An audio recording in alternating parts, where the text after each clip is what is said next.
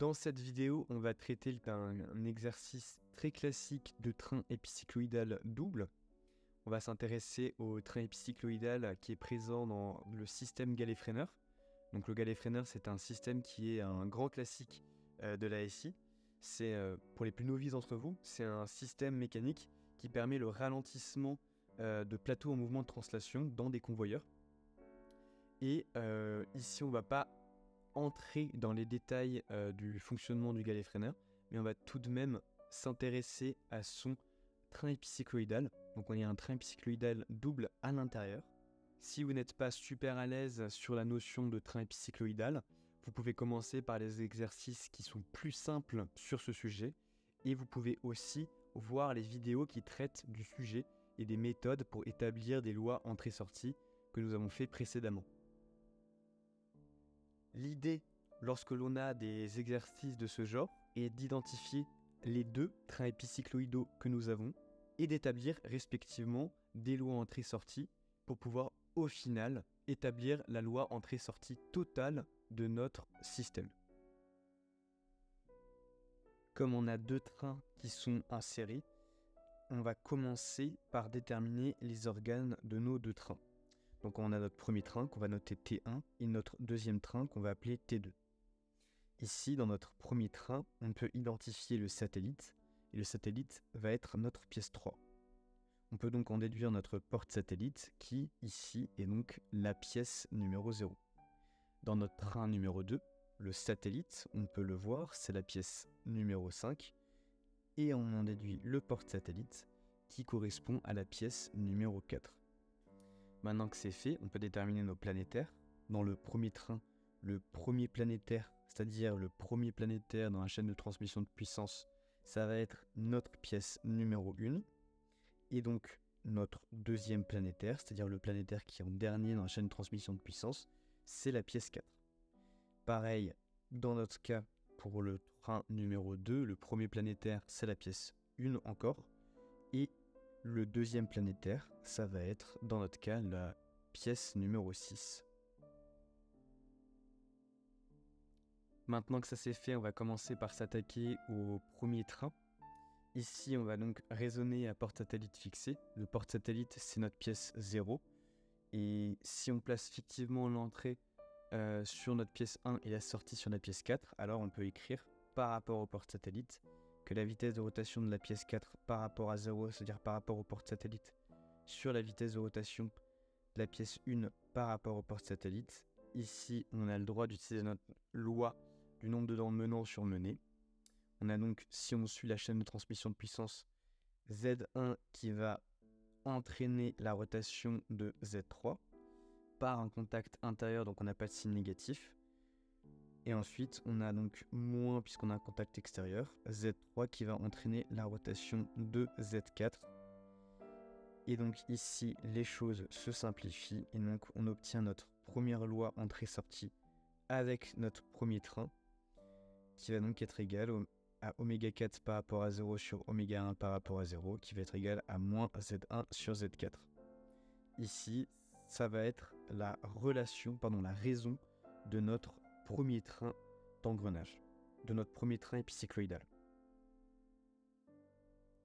On peut s'attaquer ici à présent au deuxième train épicycloïdal. On peut donc commencer par raisonner à porte-satellite fixé. Notre porte-satellite, c'est la pièce 4 dans le deuxième train épicycloïdal. On peut donc écrire que la vitesse de rotation de la pièce 6 par rapport à 4 sur la vitesse de rotation de la pièce 1 par rapport à 4 est donc égale à Z1 qui va entraîner la rotation de Z5, notre satellite, avec un contact intérieur, donc pas de signe négatif, multiplié par moins, ici on a un contact extérieur, Z5 sur Z6. Ici les choses se simplifient et donc on obtient la relation, notre première relation, oméga 6 par rapport à 4 sur oméga 1 par rapport à 4 qui est égal à moins Z1 sur Z6. Maintenant, une fois que cela est fait, on obtient donc ici la raison de notre deuxième train épicycloïdal. On peut à présent décomposer nos vitesses et on obtient la vitesse de rotation de la pièce 6 par rapport cette fois-ci à 0, moins la vitesse de rotation de la pièce 4 par rapport à 0, sur la vitesse de rotation de la pièce 1 par rapport à 0, moins la vitesse de rotation de la pièce 4 par rapport à 0, qui est égale à notre raison bêta. Ici, on vient d'établir la formule de Willis de notre deuxième train épicycloïdal. Sauf qu'on avait établi avec notre première relation de notre premier train d'engrenage que la vitesse de rotation de la pièce 4 par rapport à 0 sur la vitesse de rotation de la pièce 1 par rapport à 0 était égale donc à la raison de notre premier train épicycloïdal. Donc on a la relation oméga 4 par rapport à 0 qui est égale à lambda oméga 1 par rapport à 0. On va donc l'injecter ici dans notre relation, ce qui nous fait du oméga 6 par rapport à 0 moins lambda oméga 1 par rapport à 0 sur oméga 1 par rapport à 0 moins lambda oméga 1 par rapport à 0. Et ici, il ne nous reste plus qu'à, on va dire, calculer pour pouvoir extraire notre loi, notre rapport de réduction. Mettons les pieds dans le plat et faisons ce calcul. On a donc du oméga 6 par rapport à 0 moins lambda oméga 1 par rapport à 0 qui est égal à bêta facteur de 1 moins lambda oméga 1 par rapport à 0. On passe ici ça de l'autre côté. Et on va donc avoir du oméga 6 par rapport à 0 qui va donc être égal à bêta facteur de 1 moins lambda